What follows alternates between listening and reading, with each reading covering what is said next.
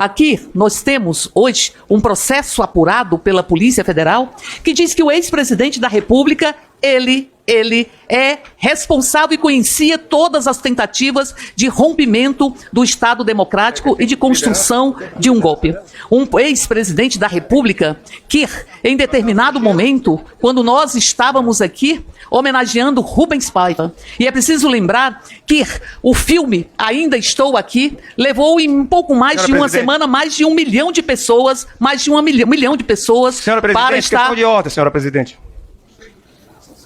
Questão de ordem, senhor presidente. Artigo 95, combinado com 175, inciso 1 e 5. Eu estou agregando o tempo da maioria. Do regime. Como eu lhe pedi. Não, é discussão, não é discussão? É o tempo de discussão dele aqui. E passou a parte para ela. Presidente, eu lhe solicitei agregar o tempo da maioria. Tá certo, ela tinha me solicitado, deputado Éder. O Bacelar deu uma parte, ela vai seguir a parte e daí vai agregar o tempo de liderança. Sim, então, fora o tempo da liderança, como ela está numa parte, ainda cabe a questão de ordem. Presidente, não pode ser durante, não pode interromper a fala do orador. Peço que aguarde, deputado Éder. Por gentileza. Deputado Éder. Perfeito. É porque a verdade, ela dói. Ela dói.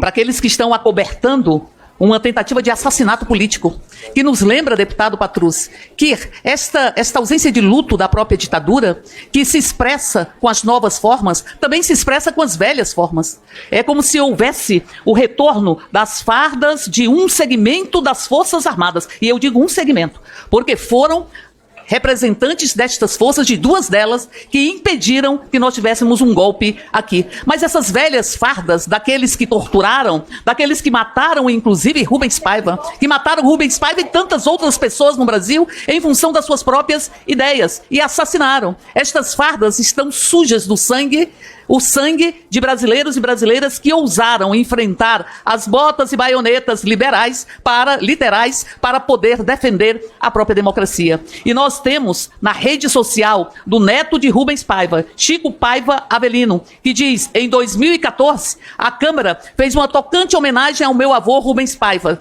inauguraram um busto com a sua imagem em função de sua incessante luta pela democracia.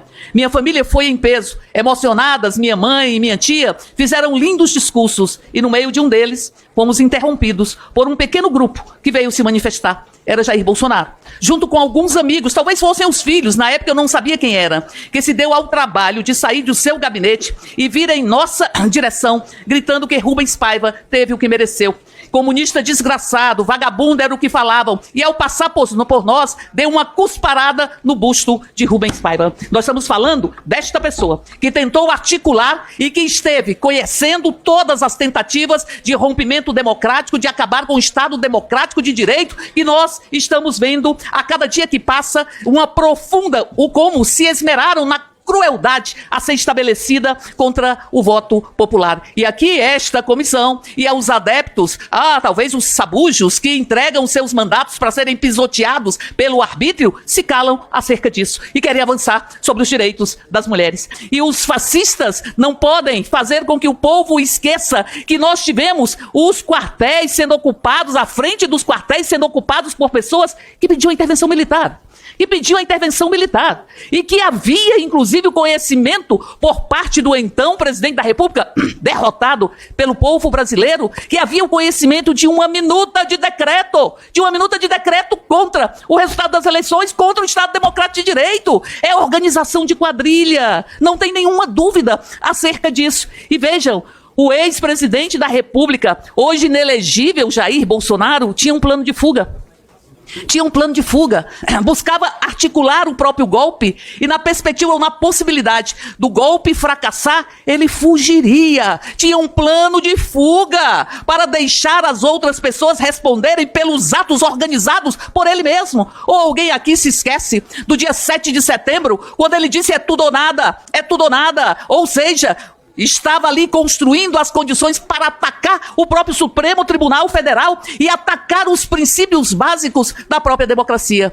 Quem age com relação a Rubens Paiva da forma que ele agiu enquanto deputado, justifica o seu afã de desrespeitar a vontade popular e de se impor, usando-se de fardas ou de outros instrumentos de assassinatos políticos, inclusive, se impor contra a vontade do povo como o representante ou na presidência da República. Então, portanto, nós estamos vencendo um momento muito grave do Brasil. E aqui, esta comissão está discutindo como tirar direito das mulheres. É muita tortura. Aqueles que defendem o torturador, aqueles que defendem o ex-presidente que dizia que se torturou pouco no Brasil e que cuspiu, segundo o neto de Rubens Paiva, cuspiu no busto ou na homenagem que essa casa fez a um parlamentar que foi arrancado da sua condição de parlamentar pela própria ditadura.